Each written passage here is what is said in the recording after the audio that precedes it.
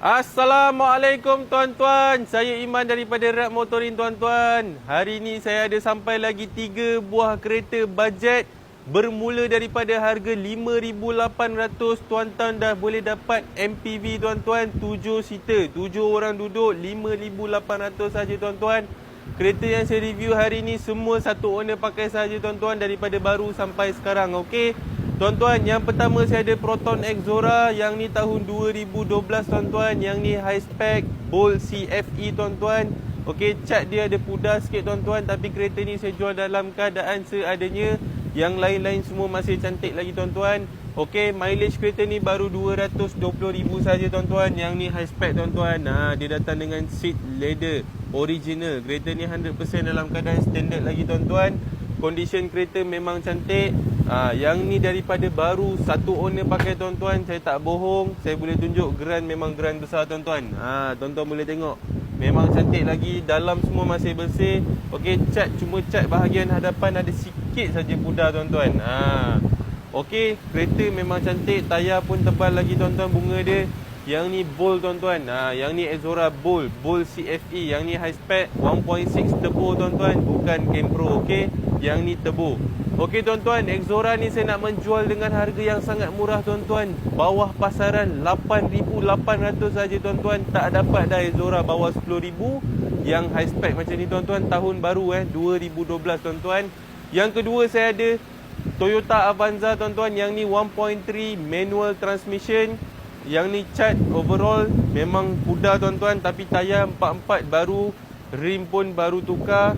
Okey, bahagian dalaman dia, seat belah driver sahaja ada sedikit koyak. Yang lain semua okey. Mileage baru 300,000 sahaja tuan-tuan.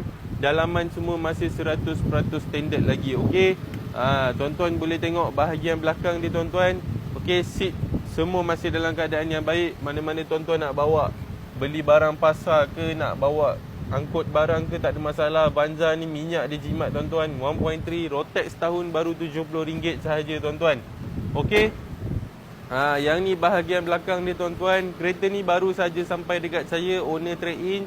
Yang ni tuan-tuan bagi dekat saya 5,800 saja tuan-tuan. Mana nak dapat Avanza 5,800, tuan-tuan bagi tahu dekat saya. Okey. Yang terakhir ni tuan-tuan, saya ada SUV, antara SUV kegilaan ramai juga tuan-tuan, Kia Sportage. Yang ni 2.0 tuan-tuan, tahun 2008. Tayar 44 dah pakai Michelin tuan-tuan. Kereta ni mileage dia sangat rendah tuan-tuan, kena dengan condition dia. Yang ni mileage dia baru 69,000 sahaja tuan-tuan. Tuan-tuan boleh tengok seat dia semua memang macam baru tuan-tuan. Aircon sejuk, dalam semua memang cantik tuan-tuan. Yang ni memang saya nak jual murah-murah saja tuan-tuan. Kereta cantik tapi saya jual dengan harga yang sangat murah. Okey. Tuan-tuan boleh tengok bahagian belakang dia, seat semua masih dalam keadaan yang baik tuan-tuan. Yang ni pun satu owner saja pakai tuan-tuan, daripada baru. Nombor plate pun kemas 9660 tuan-tuan. Kia Sportage ni tuan-tuan bagi dekat saya 8,800 sahaja tuan-tuan, dah boleh bawa balik. Okey, bawah 10,000 dah dapat kereta yang memang cantik, mileage rendah tuan-tuan. Tuan-tuan, kereta-kereta yang saya review hari ni, mana-mana tuan-tuan yang berminat, boleh terus hubungi saya, Iman Rat Motorin Selayang. Saya berada di bersebelahan dengan Hospital Selayang tuan-tuan. Kereta semua dah ready Puspakom. Tuan-tuan datang sini tinggal bawa duit dengan bawa jari saja tuan-tuan. Proses tak sampai 5 minit, settle semua tuan-tuan.